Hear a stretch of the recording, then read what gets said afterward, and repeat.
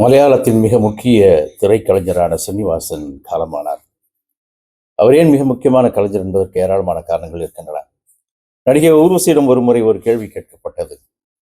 மம்முட்டி, மோகன்லால், சுரேஷ் கோபி, ஜெயராம் இதுபோன்ற நாயகர்கள் மத்தியில் உங்களுக்கு மிக பிடித்த அழகான கதாநாயகன் யார் என்ற கேள்வி கேட்கப்பட்ட போது ஊர்வசி சொன்ன பதில், ஏன் ஸ்ரீனிவாசனை விட்டுவிட்டீர்கள் என்பதுதான்.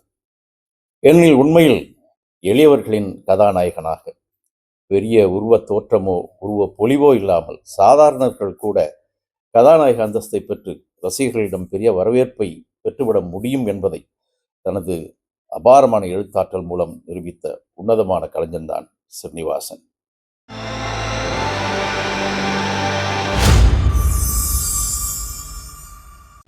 ലോ പോയിന്റ് ആണ്. അച്ഛനോ? ഞാൻ വിചാരിച്ച ഏതോ കുത്തക മുതലാളിയാണെന്ന് പേടിച്ചു പോയി. கதை, திரைக்கதை, வசனம் ஸ்ரீனிவாசன். இந்த எழுத்துக்கள் திரையில் மிளிரும் போது அதனை மலையாள திரையுலகைச் சேர்ந்தவர்கள் கொண்டாடி மகிழ்ந்தார்கள். அவரது கைவண்ணத்தில் மிளிர்ந்த படங்களின் எண்ணிக்கை ஏராளமாக இருக்கின்றன. 200 படங்களுக்கும் அதிகமாக அவர் நடித்திருக்கிறார்.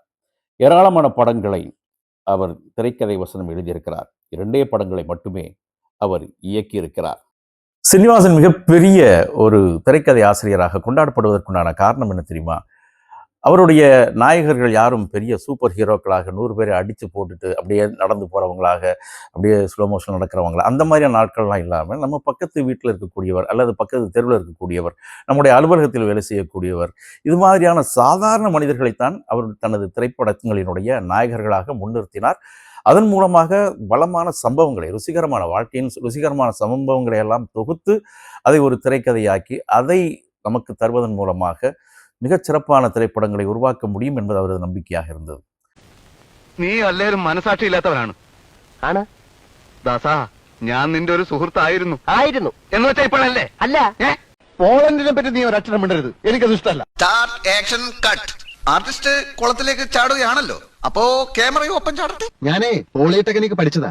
യന്ത്രങ്ങളുടെ പ്രവർത്തന രീതിയൊന്നും താൻ എന്നെ പഠിപ്പിക്കണ്ട. കഴുകടാരി. ആരോട് ഇതിങ്ങനെ എത്ര വട്ടം പറഞ്ഞു? ഒരു പണക്കാരനെ ബഹുമാനിക്കാൻ ശീലിക്കണോ? ബഹുമാനിക്കാൻ ശീലിക്കും. ആ, ഇപ്പോഴാ ഞാൻ ശ്രദ്ധിച്ചത്. എന്റെയും ചേട്ടന്റെയും ശബ്ദം ഒരുപോലെ ഇരിക്കുന്നു. ഐശ്വര്യത്തിന്റെ സൈറം മുഴങ്ങുന്നത് പോലെ ഉണ്ടല്ലേ? അതിൽ ഞാൻ മാത്രമേ പാടുള്ളൂ. എന്റെ തല എന്റെ ഫുൾ ഫിഗർ, എന്റെ തല എന്റെ ഫുൾ ഫിഗർ, അങ്ങനെ അങ്ങനെ അങ്ങനെ. മുഖം മൂടി ഒന്നും കണ്ടാ തിരിച്ചറിയാനുള്ള പ്രായം നിനക്കായിട്ട്. കണ്ണ് പഴുത്ത് ചീഞ്ഞിരിക്കുകയാണ്. ഗ്ലാസ് മാറ്റിയാൽ സാർ ഞെട്ടിപ്പോവും. ഞാനൊരു രക്തഹാരം അങ്ങോട്ടണിയിക്കും, കുട്ടി ഒരു രക്തഹാരം ഇങ്ങോട്ടണിയിക്കും. ടാസാ, ஓரோன்னு அதிൻ്றேதாய சமயம் உண்டு மோனே. ஸ்ரீனிவாசனிடம் ஒரு தடவை ஒரு கேள்வி கேட்குறாங்க, உங்கள் திரைப்படங்கள் மூலமாக நீங்கள் என்ன செய்தியை சொல்ல வர்றீங்க அப்படின்னு. அப்போ அவர் சாதாரணமாக ஒரு விஷயத்த சொல்கிறார். என்னென்னா, இந்த உலகத்தில் திருக்குரான் வந்திருக்கு, பைபிள் இருக்குது, கீதை இருக்குது, மிகப்பெரிய தலைவர்களான காந்தி, நெல்சன் மண்டேலா, இவங்கெல்லாம் நிறைய செய்திகளை இந்த மக்களுக்காக நிறைய சொல்லியிருக்காங்க. அந்த செய்தியெல்லாம் கேட்டு திருந்தாதவங்க தான் என்னுடைய திரைப்படத்தை பார்த்து விட்டு உடனே தெரிஞ்சிருவாங்களா? அந்த மாதிரியான நம்பிக்கையெல்லாம் எனக்கு இல்லை அப்படின்னு ஸ்ரீனிவாசன் மிக பளிச்சுன்னு சொல்லியிருக்கிறார். அதுதான் அவருடைய மிகப்பெரிய பலமும் கூட. யாரை பற்றிய கவலையும் இல்லாமல் தனக்கு மனதில் பட்டதை தெளிவாக சொல்வது அவருடைய நம்பிக்கை. நான் பெரிய தந்த கோபுரத்தில் உட்கார்ந்துட்டு உபதேசம் செய்கிற வழக்கம் ஸ்ரீனிவாசனுக்கு ஒரு காலத்திலுமே இருந்ததில்லை. இந்த பூமி பந்தே தங்களுடைய எழுத்தால் தான் சுற்றி கொண்டு இருக்கிறது என்று நம்பக்கூடிய தமிழ் எழுத்தாளர்கள் ஸ்ரீனிவாசனிடம் வந்து கற்றுக்கொள்ள வேண்டிய ஒரு மிகப்பெரிய பாடமும் கூட அது. ഇതൊക്കെ വായിച്ചും കേട്ടും വളർന്ന ആൾക്കാർ എൻ്റെ സിനിമ കണ്ട് സന്ദേശം കണ്ടിട്ട് നന്നാകാൻ പോവുക. ഈ കാലം കൊണ്ട് നമ്മൾ എന്താ നേടിയത്? അങ്ങനെ നാളെ കാലത്ത് ഞാനിവിടം വിട്ടു പോവുകയാണ്. എനിക്ക് പേടിയേ തോന്നിയില്ല. ഇത്രയുള്ളൊരു മരണം എന്നാണ് തോന്നിയത്. உண்மையில் மகத்தான கலைஞர்களுக்கு மரணம் பற்றிய பயம் இருப்பதே இல்லை என்பதற்கு ஸ்ரீனிவாசனும் ஓர் உதாரணம். தன்னுடன் நடிக்கக்கூடிய கலைஞர்கள் மிகப்பெரியவர்கள், சூப்பர் ஸ்டார்கள் என்றிருந்த போதும் கூட தனது திரைப்படங்களில், தனது திரைக்கதையில், தனது வசனங்களின் மூலமாக அவர்களை எல்லல் செய்யக்கூடிய ஆற்றல் ஸ்ரீனிவாசனுக்கு மட்டும்தான் இருந்தது.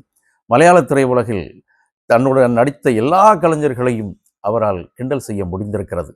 அதை மற்றவர்களும் அங்கீகரித்து கொண்டாடியிருக்கிறார்கள். அதுதான் ஸ்ரீனிவாசனுடைய மிக பெரும் பலம்.